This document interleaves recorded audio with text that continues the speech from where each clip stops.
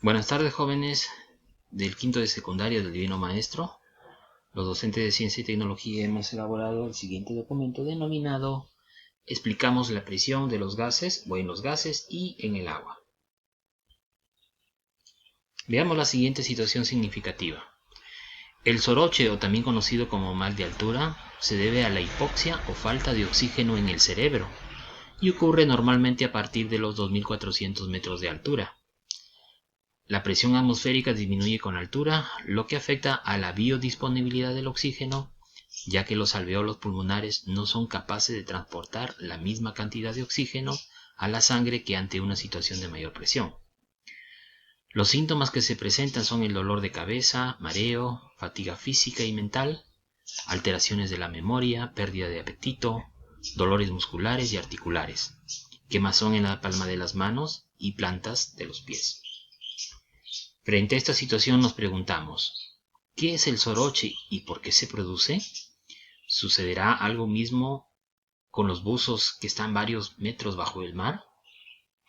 ¿Cómo explicamos estos fenómenos mediante la presión atmosférica e hidrostática?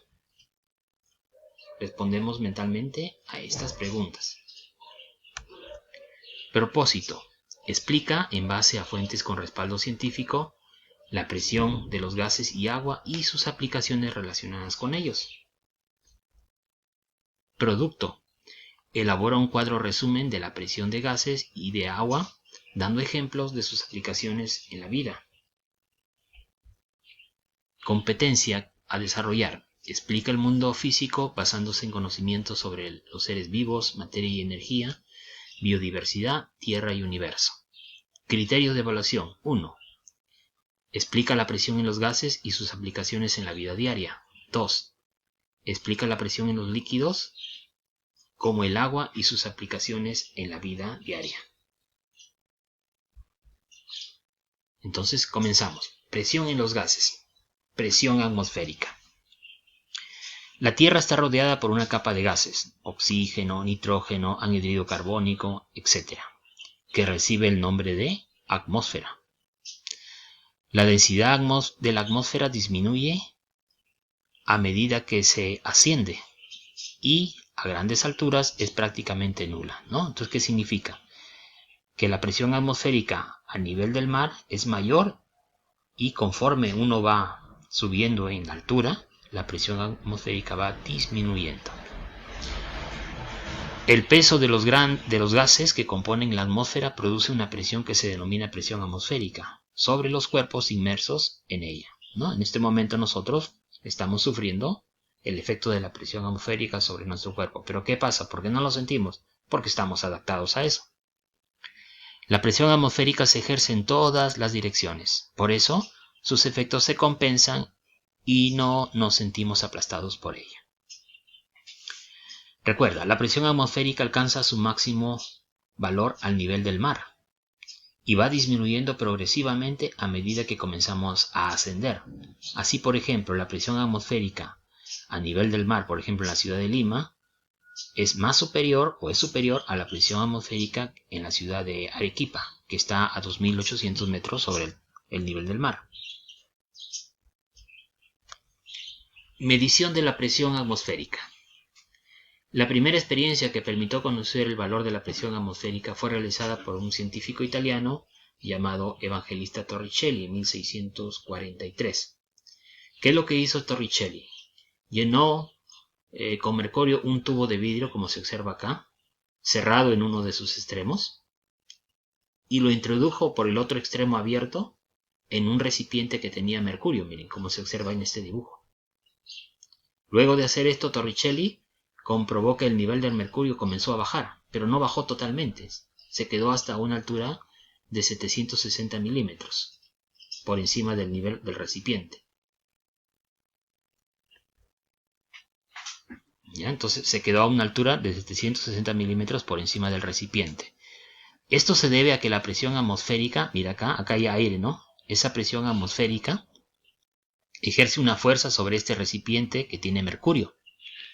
Y esa fuerza equilibra el peso de la columna líquida, por eso es que no baja totalmente, gracias a la presión atmosférica sobre el mercurio que está en el recipiente. Si el experimento Torricelli lo hubiese realizado en otro lugar por encima del nivel del mar, la longitud de la columna de mercurio del tubo hubiese sido menor que lo que estamos observando acá, menor de a 760 milímetros, ya que la presión atmosférica hemos dicho que disminuye con la altura. Por lo tanto, la longitud de la columna de mercurio puede darnos una medida del valor de la presión atmosférica de un lugar, y por eso dicha presión puede medirse en milímetros de mercurio. Otras unidades de la presión atmosférica.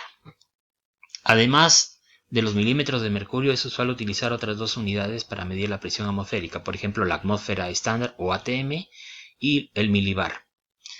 La atmósfera estándar, o conocido como ATM, es la presión que ejerce una columna de mercurio de 760 milímetros de altura. Esto de acá lógicamente a nivel del mar. Teniendo en cuenta que la densidad del mercurio es igual a 13.595 kilogramos sobre metro cúbico y que la aceleración de la gravedad es un valor de 9,8 metros sobre segundo al cuadrado y que además 760 milímetros equivalen a 0,76 metros, si aplicamos la ecuación fundamental de la hidrostática, que es la siguiente, que la presión es igual a la densidad por la gravedad por la altura, obtenemos las siguientes igualdades, ¿no? Entonces, una atmósfera sería, ¿no es cierto?, hemos dicho la densidad del mercurio, que sería 13.595 kilogramos por metro cúbico, multiplicado por la gravedad A, que es 9,8 metros sobre segundo al cuadrado, ¿no? O newton sobre kilogramos, su equivalencia también. Y lo multiplicamos por la altura, que es 0,76 metros. Entonces, el producto sería 101.255 pascal, ¿no? O sea, una atmósfera equivale prácticamente a 101.255 pascal, lo que sería casi 100.000 pascal, o 10 a la 5 pascal, para ser un poco más exactos. El milibar es una unidad muy utilizada en meteorología y equivale a 100 pascales, ¿no? Entonces, una atmósfera de presión equivale, una atmósfera o un ATM equivale a 1013 milibares aproximadamente, ¿no? Otros instrumentos para medir la presión atmosférica. Existen unos aparatos llamados barómetros, como el que se observa acá, que miden la presión atmosférica. Hay barómetros de mercurio, como ya hemos visto el fundamento que hizo Torricelli, y hay barómetros metálicos también. Los barómetros de mercurio se basan su funcionamiento en el experimento de Torricelli y por lo general dan una medida muy exacta de la presión atmosférica. Por su exactitud, están instalados en los laboratorios de física y en los observatorios meteorológicos para medir la presión atmosférica justamente. Los barómetros metálicos constan de una caja herméticamente cerrada en cuyo interior se ha hecho el vacío, ¿ya? Si la presión atmosférica aumenta, la tapa de la caja comienza a descender. Y si esa presión atmosférica disminuye, la tapa comienza a ascender. Este movimiento de subir o bajar la tapa, dependiendo de la presión atmosférica, se transmite a una aguja que marca la presión atmosférica en una escala graduada, como se observa, ¿no es cierto?, acá, la escala graduada.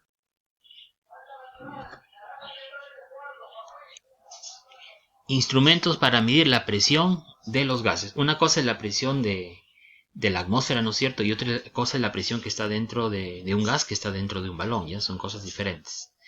Para medir la presión que ejercen los gases que están en contenedores, por ejemplo un balón, un contenedor cerrado, se utilizan unos aparatos denominados manómetros.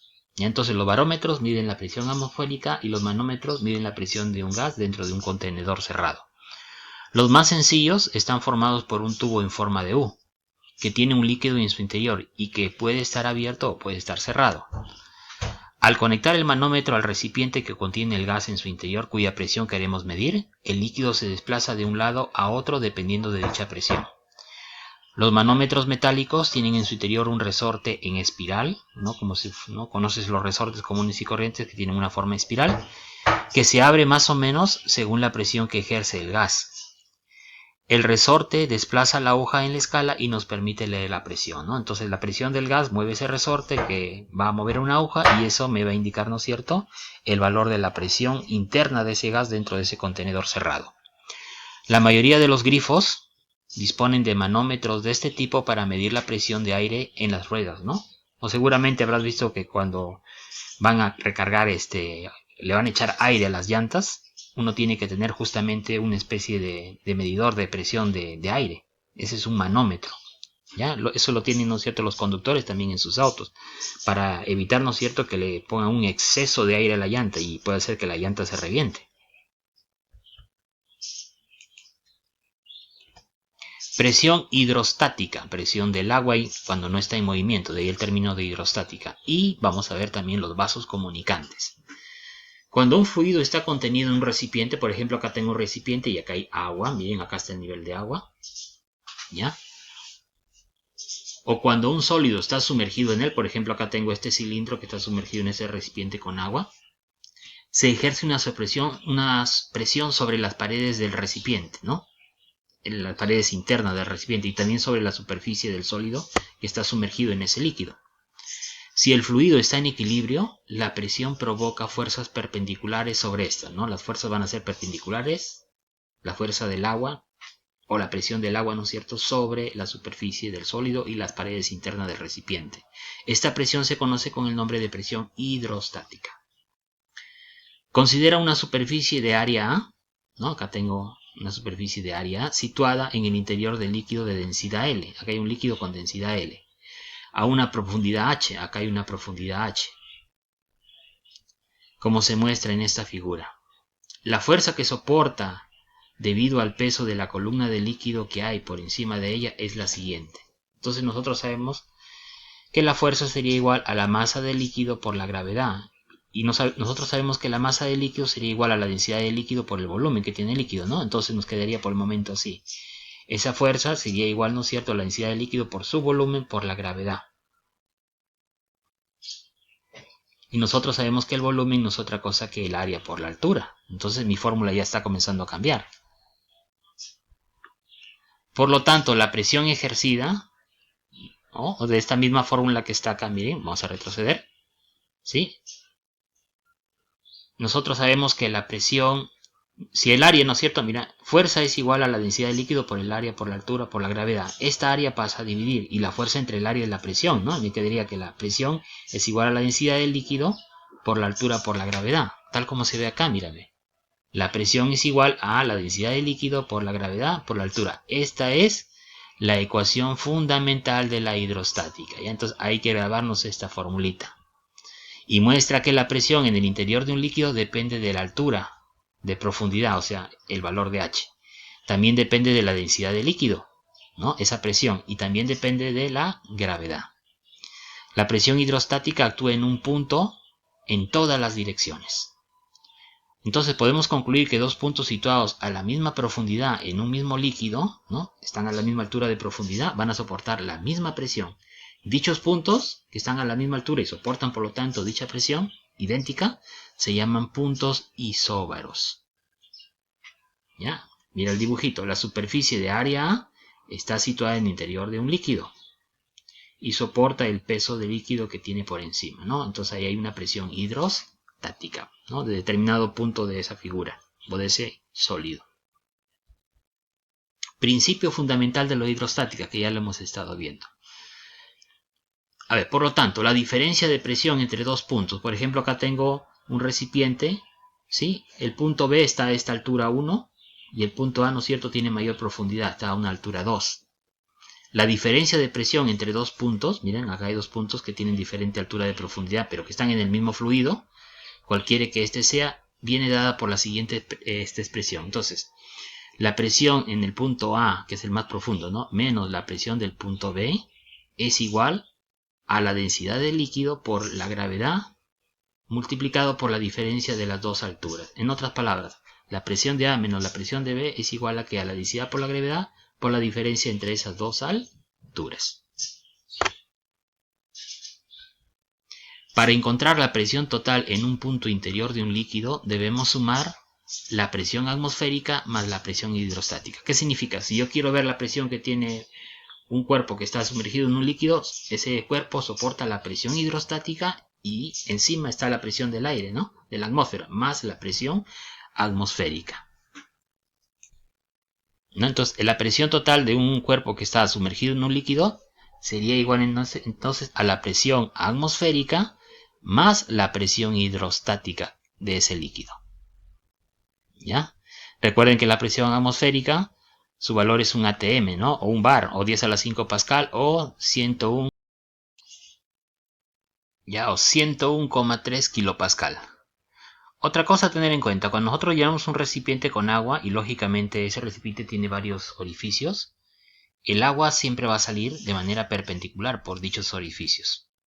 ¿Ya? Entonces las fuerzas producidas por los líquidos en cada punto son perpendiculares a las paredes del recipiente. Pero profesor, yo lo veo que después se va a doblar, sí, por efecto de la gravedad, ¿no? Pero cuando sale, lo hace de manera perpendicular.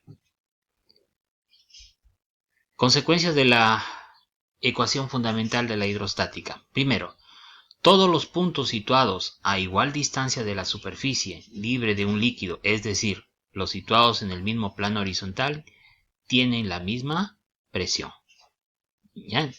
Entonces, nuevamente, todos los puntos situados a igual distancia de la superficie libre de un líquido tienen la misma presión. Por ejemplo, si acá hay un punto y acá hay otro que está, ¿no es cierto?, a la misma distancia o altura de la superficie, va a tener la misma presión que este de acá.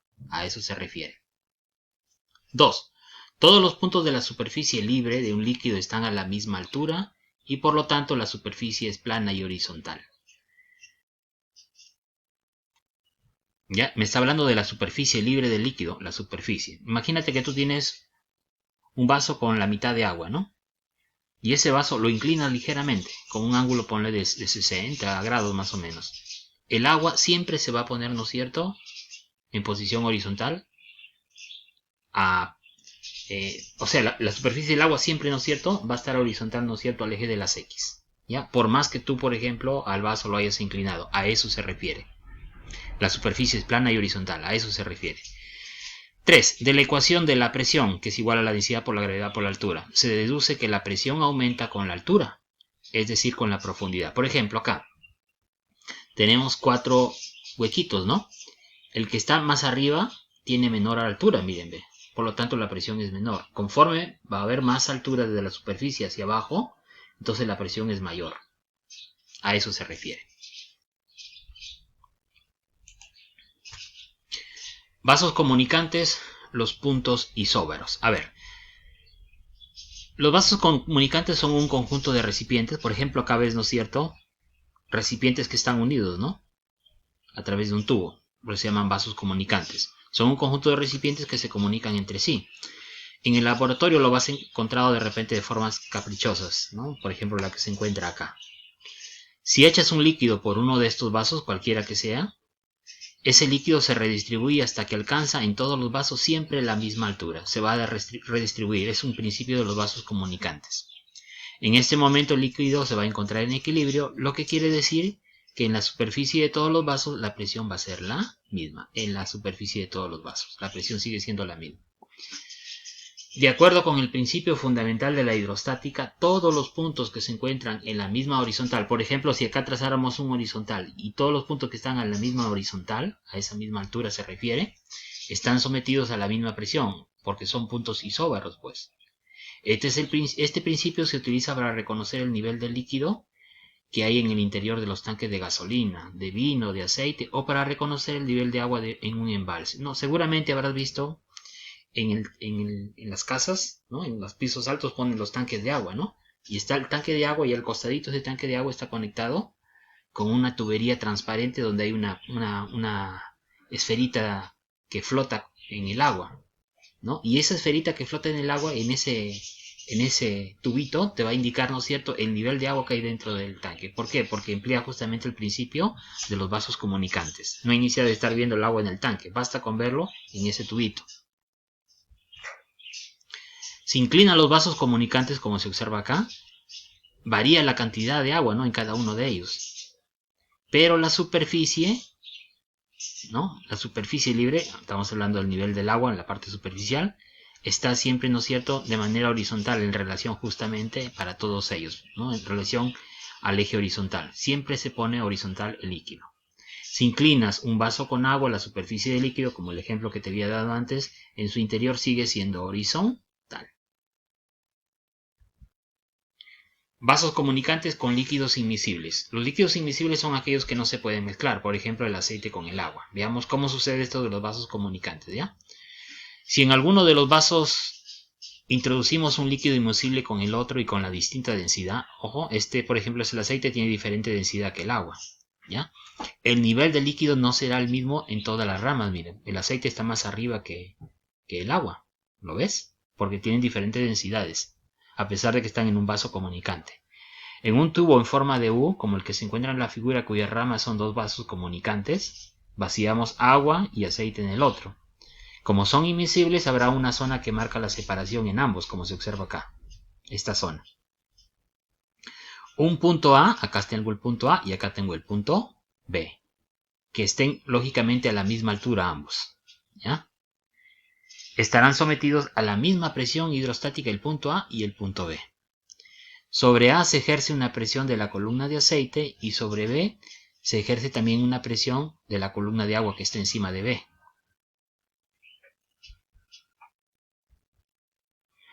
Entonces yo puedo decir, ¿no es cierto?, que la presión en el punto A es igual a la presión en el punto B. Nosotros sabemos que la presión, por el principio de la hidrostática, sería igual, ¿no es cierto?, a la densidad de ese punto, que sea el aceite, presión del aceite es igual a la densidad del aceite por la gravedad por la altura del aceite. Y esto va a ser igual a la presión del otro líquido que es el agua, que es igual a su densidad por la gravedad por la altura del agua, ¿no? Entonces acá puedo simplificar la gravedad y me va a quedar que la densidad del aceite por la altura del aceite es igual a la densidad del agua por la altura del agua.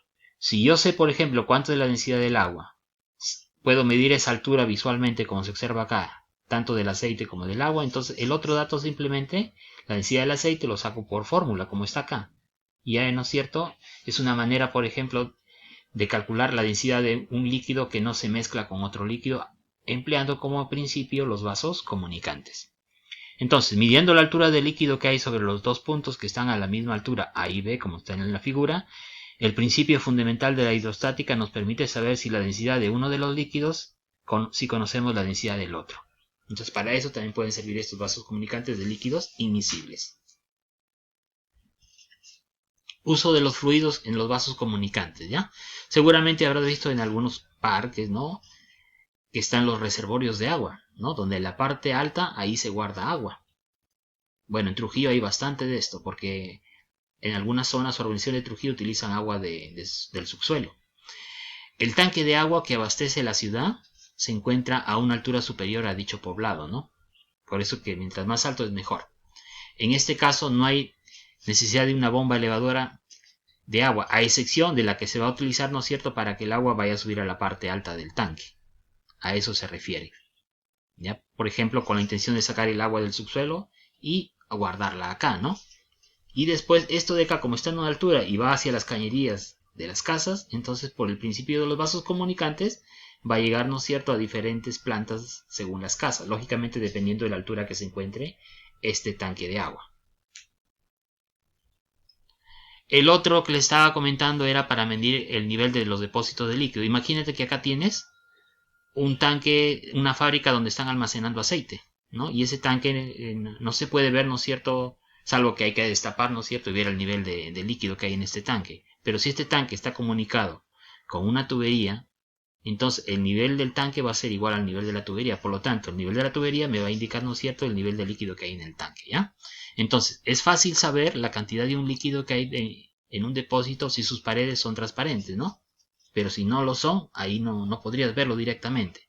Una posible solución es aplicar el principio de los vasos comunicantes, como se observa acá, dejando un ramal transparente, por ejemplo acá, fuera del depósito y comunicado con él, como puedes observar en esta imagen, ¿no? Entonces ahí estamos aplicando el principio de los vasos comunicantes, y ese es el que se emplea en los tanques de agua, pues, de las casas, para medir o ver, ¿no es cierto?, el nivel de agua que hay en un tanque, y no iniciar de estar abriendo el tanque porque se podría llenar de tierra, polvo, ¿no?, o contaminar esa agua, ensuciar.